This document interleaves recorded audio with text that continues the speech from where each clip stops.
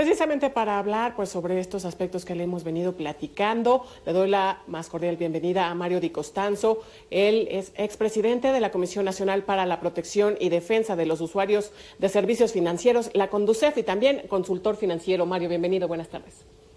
Muy buenas tardes, Tania, un saludo a ti y a todo tu auditorio. Gracias. Mario, pues los inicios de año siempre son complejos, ¿no? No por nada se le llama la cuesta de enero. Sin embargo, pues en este inicio de año, además de la cuesta de enero, pues hay un par de factores que influyen de forma importante, ¿no? Que es, por supuesto, la crisis sanitaria y que nos ha acarreado la crisis económica. ¿Qué decir, pues, de estos aspectos que hablábamos en un inicio sobre la morosidad, las cifras de morosidad de los bancos? Bueno, mira, como tú lo señalas atinadamente y consecuentemente con lo que ha venido sucediendo con el empleo, es decir, la tasa de desempleo tan elevada, los problemas de arranque que hemos tenido en el inicio de año por la persistencia de la pandemia, los semáforos rojos que han detenido actividades económicas, y yo te diré un factor adicional. Ya lo mencionaban, el repunte inflacionario que ha habido, pues básicamente durante este último mes, han provocado que todos los índices de morosidad de los diferentes productos financieros vayan a la alza. Si bien es cierto, el día de ayer dio un comunicado la Comisión Nacional Bancaria de Valores, en donde señala que el índice de morosidad de todo el sistema es de apenas 2.70%, este dato es engañoso. Si nosotros vemos, por ejemplo, el índice de morosidad en las tarjetas de crédito, pasó de enero de 2020 de 4.89 a 7.49 en el mes de enero del presente año, pero además, déjame decirte, con una pérdida esperada ya en esta cartera crediticia de poco más de 50,000 millones de pesos. Lo mismo sucede en general con los créditos de consumo, que pasaron de 4.36% a 5.68%. Lo mismo es para los créditos personales, que se ubican en 7.38%, los créditos automotrices. En general, lo que estamos viendo es una persistencia en los incrementos del índice de morosidad, con un factor adicional, yo te diría. Hay que recordar que el año pasado se llevó a cabo por parte de las bancas y el gobierno, pues una adhesión, o se lanzó un programa de reestructuras al cual se adhirieron no menos de 1 millón de personas, o de 1 millón de créditos de diferentes tipos. Bueno, pues a pesar de esta situación, la morosidad sigue en aumento, y mucho se explica pues por el desempleo que sigue creciendo. Estamos esperando estos días, yo creo que hoy o mañana se publicarán los retiros por desempleo de las AFORES, pero hay que recordar que todavía en el mes de enero se alcanzó una cifra récord para un enero, en cuanto a estos retiros de desempleo, que no son más que un reflejo de lo que ya veíamos, y es, pues por un lado, el desempleo que está existiendo, y el poco empleo que se está recuperando está siendo mayormente en el sector informal, con salarios o con percepciones más bajas a las que se tenían antes, ¿no? El crédito empresarial también va a la alza en su tasa de morosidad, y esto quiere decir pues que todavía el año que inicia va a ser un año muy complicado. Pero como te lo señalo, uno de los principales productos en donde la morosidad se ha disparado y no veo que ésta se vaya a detener, pues evidentemente es en la tarjeta de crédito, en los créditos personales y en los créditos automotrices. Exactamente, me dices, empieza a preocupar estas cifras, especialmente en lo que tiene que ver con las tarjetas de crédito. Y bueno, como ya bien comentabas, el año pasado se anunció pues un programa de reestructuración. ¿Se estaría viendo la posibilidad de que hubiera un nuevo programa de reestructuración, o qué verías ahí? Porque bueno, pues como bien dices, empieza a preocupar estas cifras.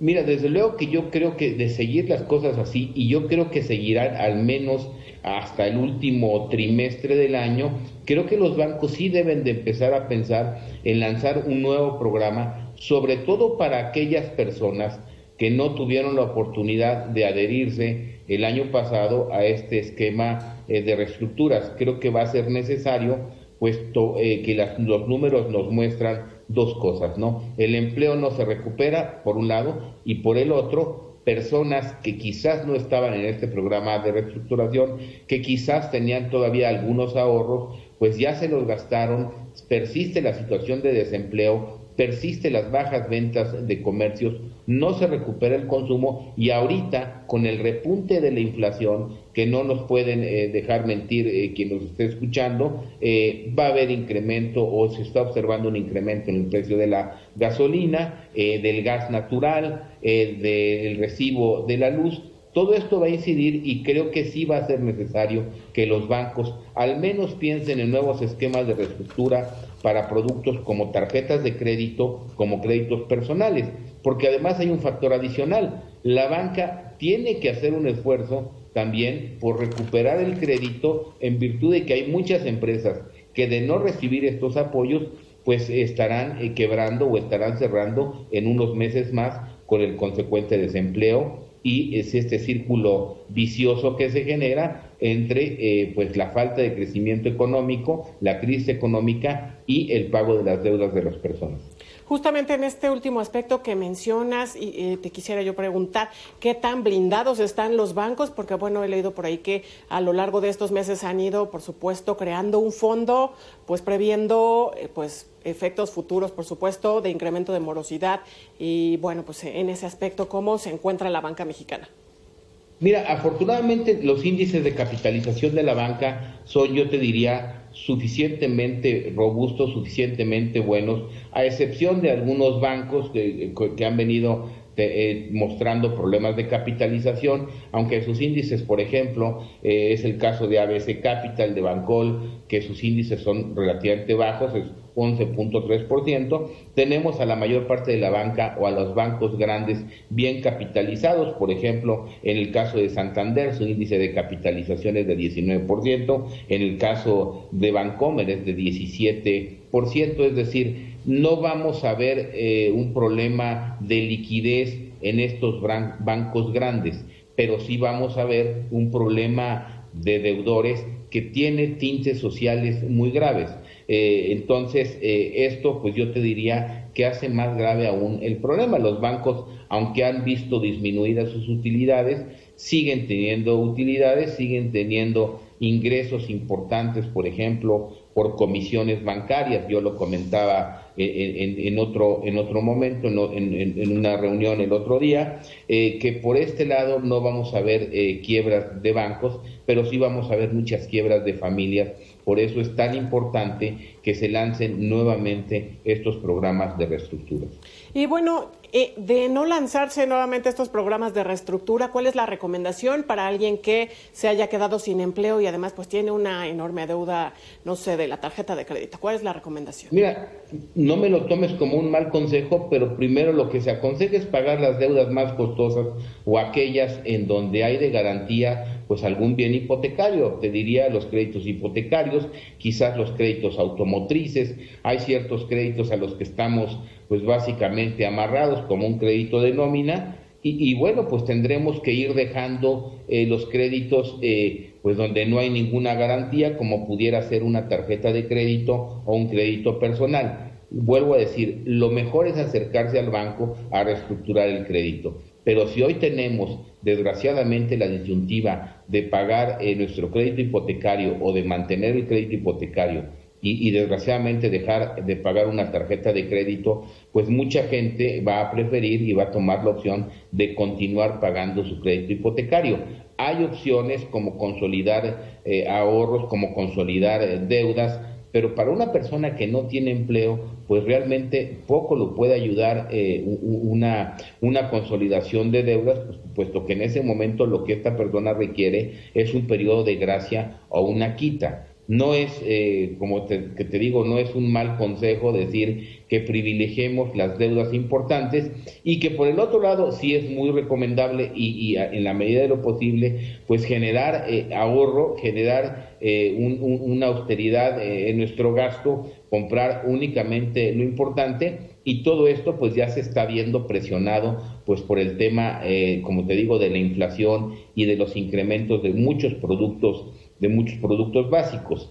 pero es evidente que las familias van a tener que ajustar sus finanzas y privilegiar el pago de aquellas deudas más costosas o más necesarias, o en aquellas que tengan algún bien en garantía. Por eso es que estamos viendo inclusive que el índice de morosidad en las tarjetas de crédito pues es uno de los que más se ha elevado, o en los créditos personales en donde no hay una garantía de por medio.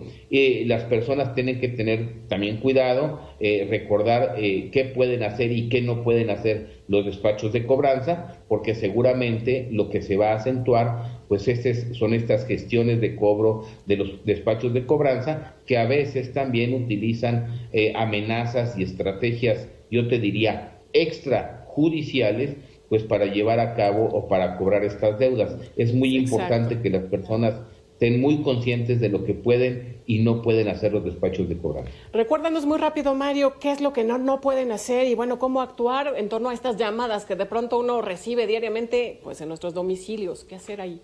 Mira, las llamadas tienen que ser en un horario que no puede ser ni antes de las 8 de la mañana ni después de las 11 de la noche. No pueden ser en fines de semana, no pueden amedrentarnos, por ejemplo, con embargos, estas cartas que envían de embargos extrajudiciales, pues no puede haber un embargo, digamos, extrajudicial. Cuando hay un embargo tiene que haber la presencia y la orden de un juez de por medio, y tuve que haber sido avisado con anterioridad. Eso también es cierto, o sea, no pueden llegar el representante del despacho de cobranza, que muchas veces intenta engañar incluso y se afilia de un policía, a meterse en nuestras casas. Esto no lo pueden hacer, no pueden realizar gestiones de cobro sobre menores de edad o sobre adultos mayores, a menos de que estos sean los titulares de esta deuda. Claro, no pueden hacer Mario. Cobros en nuestra oficina de trabajo si es que no dejamos nosotros esta dirección. Pues ahí está información muy importante que hay que tener en cuenta. Mario Di Constanzo, ex titular de la Conducef y consultor financiero. Gracias por estos minutos con Mega Noticias. Al contrario, muy buenas tardes, Tania, y un saludo a ti y a todo tu auditorio. Buenas tardes. Nosotros vamos a hacer una pausa, es breve y regresamos.